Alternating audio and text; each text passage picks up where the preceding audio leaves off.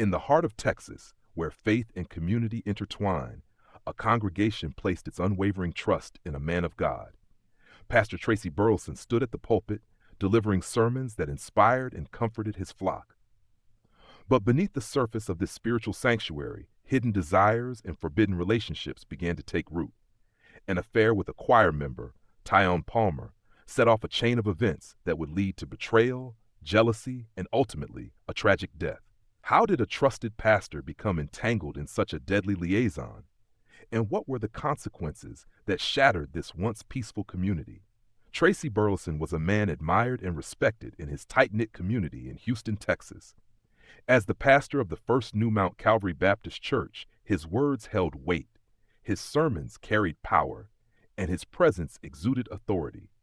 For years, he was a guiding figure for his congregation, offering spiritual solace to those who sought it and counseling those in need.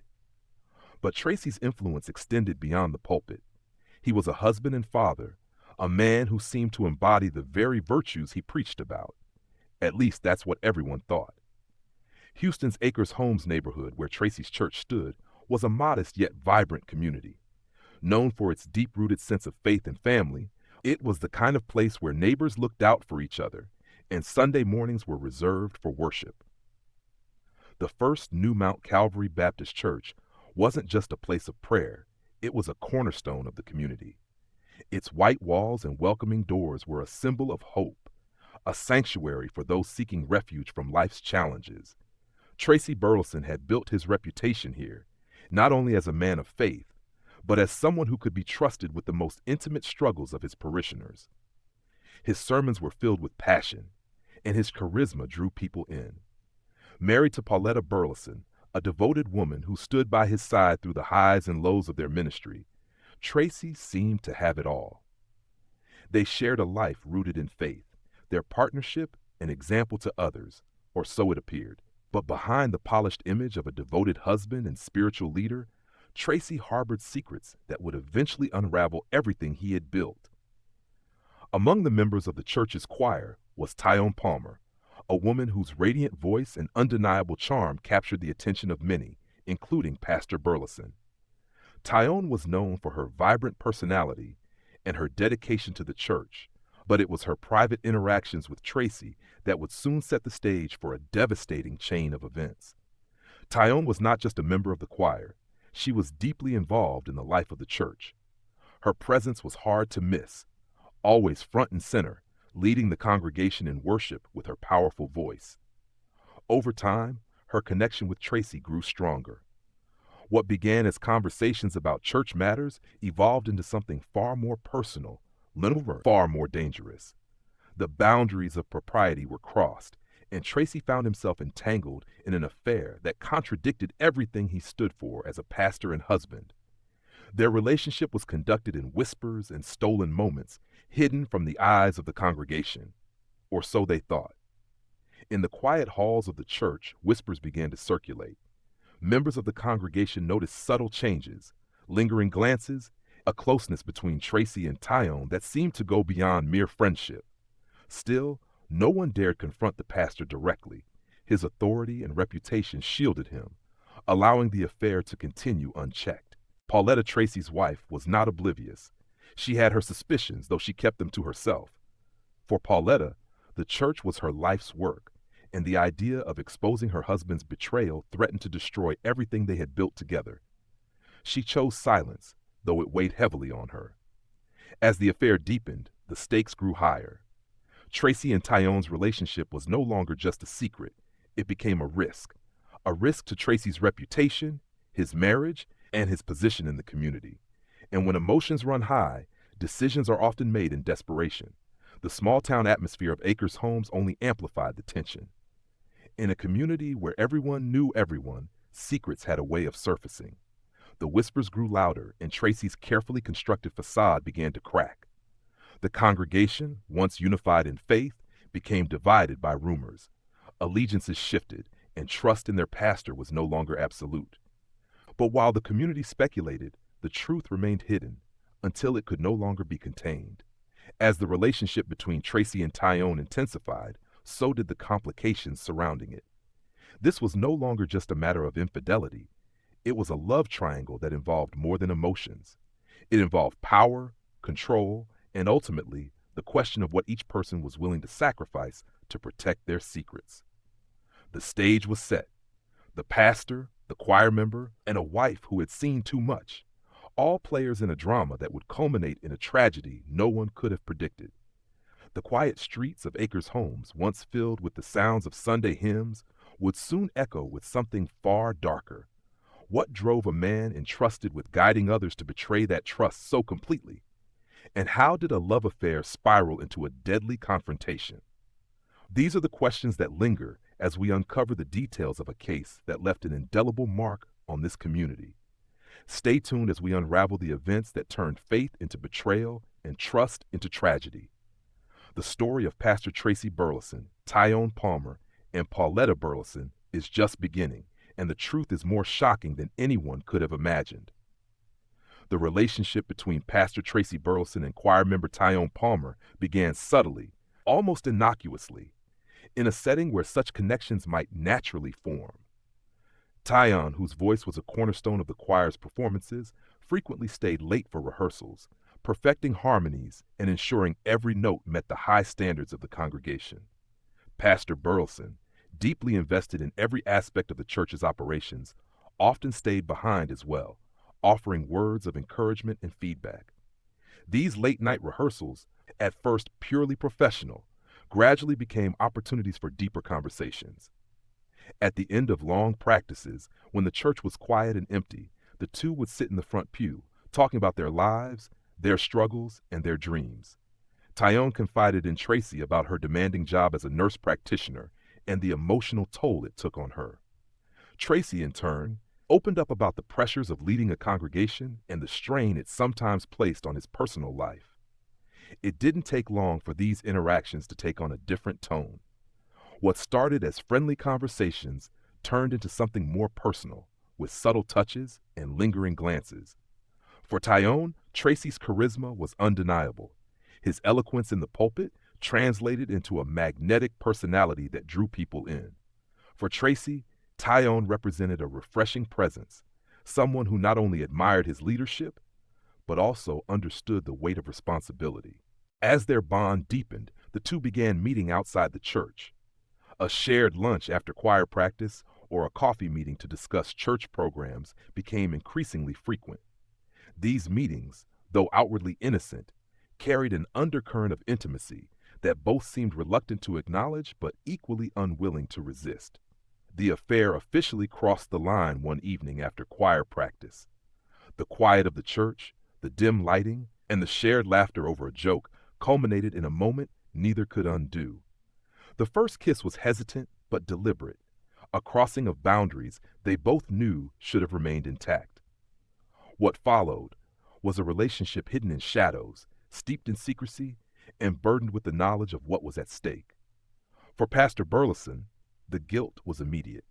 His role as a spiritual leader, someone entrusted with guiding his congregation's moral compass, was in direct conflict with his actions.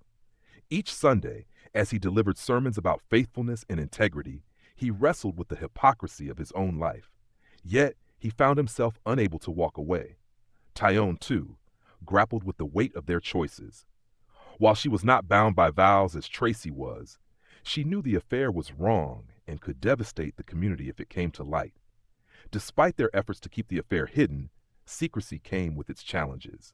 Tracy's late-night absences became harder to explain to his wife, Paulette. He would claim that church matters were keeping him busy, but Paulette, a perceptive woman, began to notice inconsistencies in his behavior. The emotional distance that grew between them did not go unnoticed, and Paulette's suspicions started to take root. Meanwhile, Tyonne found herself becoming increasingly anxious. She began to notice subtle changes in how others at the church interacted with her. Were the sidelong glances from her fellow choir members imagined, or were they signs that someone knew?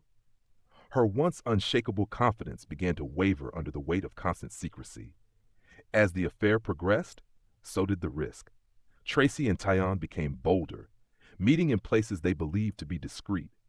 A quiet diner on the outskirts of town, a park where they thought no one from the community would see them. Yet, in a small town like Houston, secrets were never safe for long. The tension escalated when Paulette began to confront Tracy about his behavior. Late nights, unexplained absences, and an emotional disconnect all pointed to something more than work.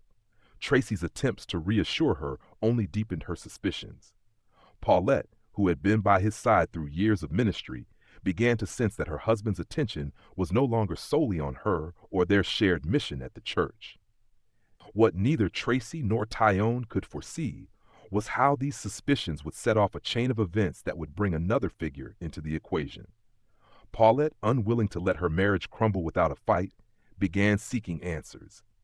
She turned to friends, family, and even members of the church to piece together what might be going on. Her actions, though driven by a desire to preserve her relationship, would inadvertently expose the cracks in Tracy and Tyonne's carefully constructed facade. In the background, another party was becoming entangled in the web of secrets and lies, a party whose involvement would shift the dynamics of this already fragile situation. Tracy's son, William Fuller, had long been a figure in the family's life, but his relationship with Paulette was far from ideal. As Paulette's frustrations grew, she began to confide in William, sharing her suspicions and seeking his support. William, who harbored his own complicated feelings toward Paulette, became a crucial piece in this unfolding drama. His loyalty to his father conflicted with his growing resentment toward Paulette, and his involvement would eventually take the story down a dark and irreversible path. By this point, the affair was no longer just a secret between two people. It was a hidden reality threatening to explode, with every action and interaction pulling more people into its orbit. What began as a connection formed in the sanctuary of a church was now a storm brewing just beneath the surface of this small Texas community. The stakes were rising, and the choices each person made would determine the course of events to come. Pastor Tracy Burleson, Tyonne Palmer, and Paulette Burleson were on a collision course with fate, one that would leave a lasting impact on everyone involved and turn a place of worship into the center of a tragic tale that no one could have foreseen. The clock was ticking, and the inevitable confrontation was drawing closer. Secrets were becoming harder to keep, and the weight of guilt and betrayal was beginning to crush the very foundation on which this church and its community stood. The question was no longer whether the truth would come out, but how, and at what cost. In the unfolding narrative of Pastor Tracy Burleson and choir member Tyonne Palmer, a third individual emerged, further complicating an already tangled web: William Fuller, Tracy's 21-year-old son from a previous relationship. William, who suffered from sickle cell anemia, had a strained relationship with his stepmother, Paulette Burleson. This tension was rooted in past allegations of abuse that William had levied against her, leading to legal proceedings where Paulette managed to avoid jail time by agreeing to attend classes and probation. William's health challenges necessitated constant care, leading him to reside with a nurse practitioner, none other than Tyonne Palmer. Initially, their relationship was strictly professional, with Tyonne providing the medical attention William required. However, as time progressed, their bond deepened beyond that of caregiver and patient. William found himself drawn to Tyonne, developing feelings that surpassed mere gratitude. Unbeknownst to William, Tyonne had already become romantically involved with his father, Tracy. The affair had blossomed after Tracy, captivated by Tyonne's presence in the church choir, had sent her a note expressing his admiration. This note, delivered by William himself, became the catalyst for their clandestine relationship. As Tyonne and Tracy's relationship intensified, William remained oblivious to their liaison. His own feelings for Tyonne grew, leading to a complex emotional landscape. He was caught between his affection for his father, his animosity towards his stepmother, and his burgeoning love for Tyonne. The dynamics took a darker turn when Tracy, envisioning a future with Tyonne unencumbered by Paulette, began to contemplate a sinister solution. Divorce was not a viable option for him, possibly due to concerns about his standing within the church community and the potential financial implications. Instead, he fixated on the idea of eliminating Paulette permanently. Recognizing William's resentment towards his stepmother and his affection for Tyonne, Tracy saw an opportunity. He began to manipulate his son, suggesting that Pauletta's death would be a blessing for them all. Tracy promised William a portion of Pauletta's life insurance payout, estimated to be around $60,000, as a reward for carrying out the deed. William, already vulnerable due to his health and emotional state, found himself swayed by his father's propositions. The promise of financial gain, coupled with the prospect of winning Tyonne's affection, clouded his judgment. He began to entertain the idea of murdering his stepmother, rationalizing it as a means to achieve a better life for himself and those he cared about. Tyonne's role in this plot remains a subject of debate. While she later testified that she was unaware of the plan until after the murder, prosecutors argued that she was an active participant. They alleged that she not only encouraged William, but also assisted in planning the crime, acting as the getaway driver and helping dispose of the murder weapon. As the plan progressed, the relationships among the trio became increasingly volatile. William's internal conflict grew, torn between his moral reservations and his desire to please his father and Tyonne. Tyonne, balancing her relationships with both Tracy and William, found herself in a precarious position, her actions and intentions shrouded in ambiguity.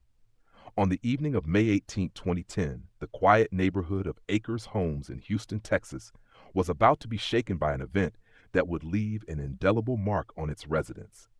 The day had been unremarkable, with families going about their routines, unaware of the storm brewing within the walls of the Burleson household.